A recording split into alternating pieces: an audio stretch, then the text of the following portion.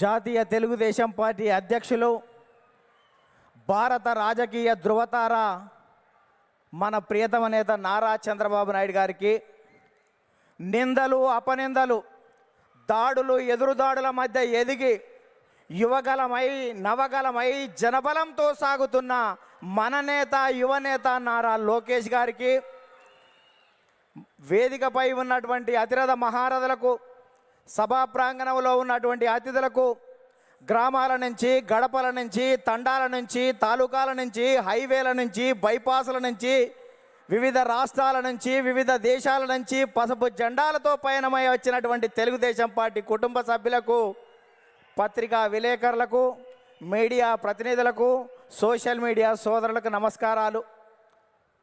అందుకనే చెట్టు మీద కూర్చున్నటువంటి పక్షి కొమ్మ బలాన్ని నమ్ముకోదు, రెక్కల బలాన్ని నమ్ముకుంటుంది.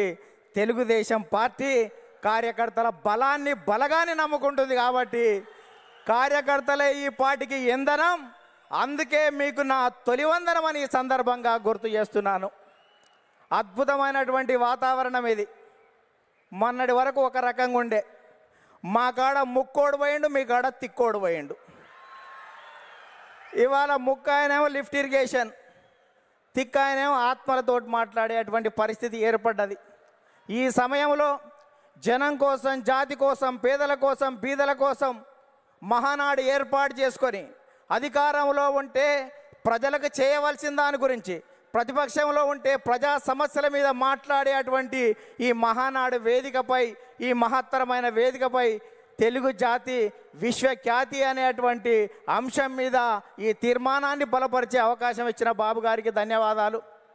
సోదరులారా, స్వర్గీయ నందమూరి తారక రామారావు గారి మనందరి ఆరాధ్య దైవం, తెలుగువాడి ఆత్మగౌరవానికి ప్రతీక, నమ్మిన సిద్ధాంతాల కోసం మడమ తిప్పని యోధుడు, ఎందరికో రాజకీయ జన్మనిచ్చిన కారణ జన్మడు, సినీ వినీలాకాశంలో రారాజుగా వెలుగుతున్నటువంటి సమయంలో రాష్ట్రంలో, కేంద్రంలో ఉన్నటువంటి పరిస్థితి చూసి ఢిల్లీ పురవీధుల్లో దిగజారుతున్న తెలుగువాడి ఆత్మగౌరవాన్ని పరిరక్షించాలని, తెలుగువాడి ఆత్మగౌరవం అంగట్లో అమ్మే సరుకు కాదని నిరూపించాలని, గాఢాంధకారంలో ఉన్న తెలుగు జాతికి వెలుగులు ప్రసాదించాలని, రాష్ట్రంలో ఉన్నటువంటి ఆర్థిక అసమానతలు, సాంఘిక దురాచారాలు, ఇవాళ నిరుద్యోగం, నిరక్షరాస్యత ఇటువంటివి పారదోలాలని, పేదల కోసం, బీదల కోసం, బడుగు జనం కోసం, పల్లె ప్రజల కోసం, అణగారిన జనాల అభివృద్ధి కోసం ఆదర్శవంతమైనటువంటి విధానాల ద్వారా తెలుగుదేశం పార్టీకి శ్రీకారం చుట్టాడు అని ఈ సందర్భంగా గుర్తు చేస్తున్నా.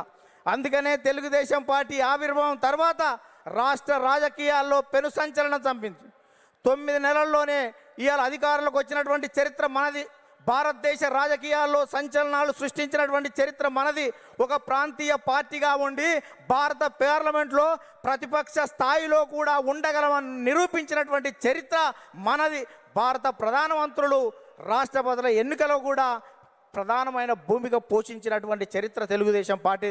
అందుకనే తెలుగుదేశం పార్టీ ఆవిర్భావం తర్వాత గ్రామాలకు మౌలిక సౌకర్యాలు అందాయి, ప్రజలకు సంక్షేమ ఫలాలు అందాయి, ప్రజలకు రాజకీయ చైతన్యం వచ్చింది, బలహీన వర్గాలకు రాజకీయ జీవితం వచ్చింది అని ఈ సందర్భంగా గుర్తు చేస్తున్నా.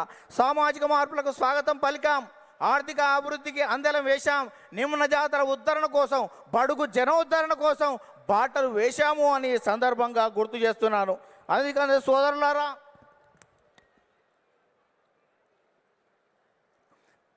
బడుగు జనోద్ధరణ కోసం బాటలు వేశాం.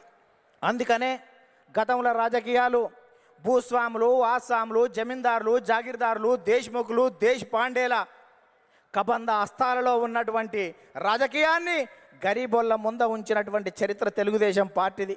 కమ్మరి, కుమ్మరి, జాగలి, మంగలి, ఎరకలి, మాల, మాదిగ, వడ్డెర, బలిజ, లంబాడ, కోయ, ముదిరాజ, పెరిక, మేరు, కాపు, వైశ్య, యాదవ, నేత, గీత, కార్మిక, కర్షక, బడుగు బలహీన వర్గాల బిడ్డల చేతులకు ఈ రాజకీయ అవకాశాన్ని తీసుకొచ్చినటువంటి చరిత్ర తెలుగుదేశం పార్టీది అని సందర్భంగా గుర్తు చేస్తున్నా. అందుకనే స్వర్గీయ నందమూరి తారక రామారావు గారు 2 రూపాయల కిలో బియ్యం పెట్టాడు. ఆ రోజు ఉన్నటువంటి తినేవాడికి తిండి, ఉండడానికి ఇల్లు, కట్టుకోవడానికి బట్టలు ఉండాలని 2 రూపాయల కిలో బియ్యం పెడితే 30 సంవత్సరాల క్రితం, 40 సంవత్సరాల క్రితం తెలుగుదేశం పార్టీ పెడితే ఈ దేశంలో ఆహారత భద్రత చట్టం మనం పెట్టిన దానికి 20 సంవత్సరాల తర్వాత ఆహారత భద్రత చట్టం వచ్చింది. అంటే తెలుగుదేశం పార్టీ ఒక నిర్ణయం చేస్తే ఈ దేశం వివిధ రాష్ట్రాలు 20 సంవత్సరాల తర్వాత ముందు చూపుతోటి చేస్తున్నటువంటి పరిస్థితి ఉంది. మనం మహిళలకు ఆస్తి హక్కు 30 సంవత్సరాల క్రితం ఇస్తే భారత పార్లమెంటులో మనం నిబంధన పెట్టిన తర్వాత 15-20 సంవత్సరాల తర్వాత కూడా భారత పార్లమెంట్లో పెట్టేటువంటి పరిస్థితి ఉంది. అందుకనే ఈ దేశంలో ప్రతి చట్టం కూడా తెలుగుదేశం పార్టీ ముందు చూపుతోటి విజన్ 20 తోటి ముందుకు పోతున్నటువంటి పరిస్థితి ఉంది.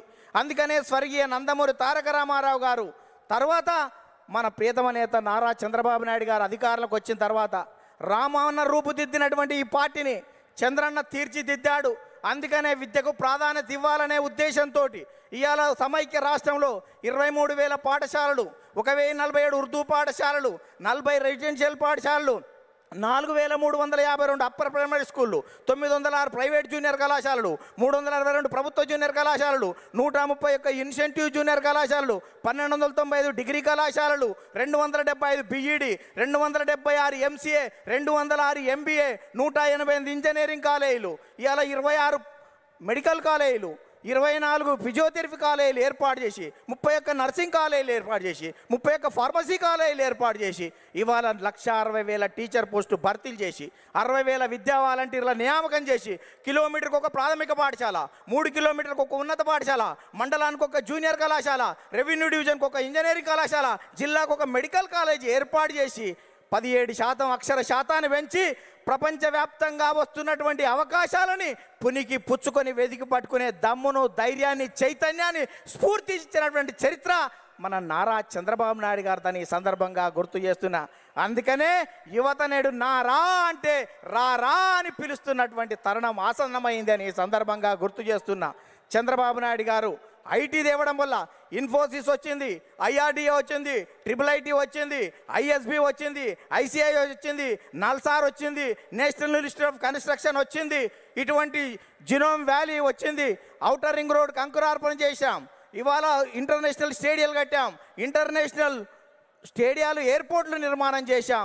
ఇవాళ హైదరాబాద్లో అనేక రకాలైనటువంటి అభివృద్ధితోటి ప్రపంచవ్యాప్తంగా ఉన్నటువంటి కంపెనీలు ఇవాళ హైదరాబాద్కు వచ్చాయి, తెలుగు రాష్ట్రాలకు వచ్చాయని ఈ సందర్భంగా గుర్తు చేస్తున్నా.